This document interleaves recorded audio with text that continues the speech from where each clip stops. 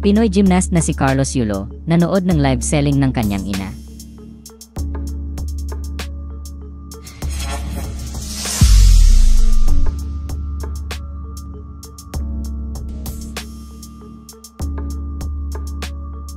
Usap-usapan sa social media ang tila panonood ni two-time Olympic gold medalist Carlos Yulo sa live selling ng kanyang inang si Angelica Yulo.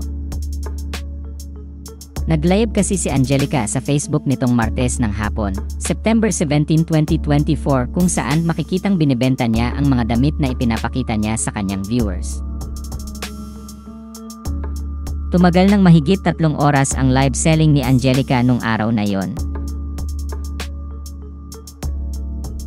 Ipinost naman ng Facebook page na Celebrity Random Updates ang screenshot ng live ni Angelica kung saan makikitang nanonood ang verified Facebook account ni Carlos na Carlos Edriel Yulo sa kalagitnaan ng live selling ng kanyang ina.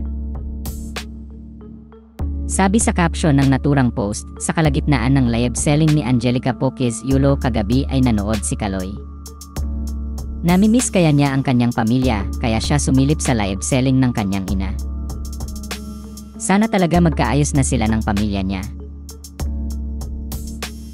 Kaya naman umani ito ng reaksyon at komento mula sa netizens. Bagamat umaasa ang ilang netizens na magkaayos na ang mag-ina, may ilan ding nagsabing baka si Goldie o ibang Carlos daw ang nanood ng live selling ni Angelica nung araw na yon. Sa ngayon ay wala pang pahayag o kumpirmasyon mula sa two-time Olympic gold medalist tungkol dito. Mini-mention din ng netizens ang komedyanteng si Ai de las Alas sa comment section ng Facebook Live ni Angelica.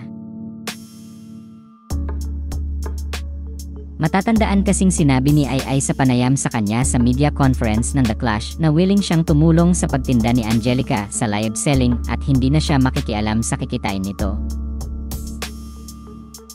Anya, oo, sabi ko, saan na siya? Puntahan natin si Mommy, dali. Mag-live selling tayo. Sasamahan ko siya. Magtinda tayo, Mommy, dali. At tatalakan ko yung mga hindi bumili. Hoy, bumili kayo dito. Machuva, bongga yun, di ba? Collaboration kami sa live selling ni Mother. Maliban sa pagbebenta ng mga damit ay nagbebenta rin si Angelica ng mga pagkain online. Sa ngayon ay mahigit 100,000 followers na ang Facebook account ni Angelica at verified na rin ang account nito.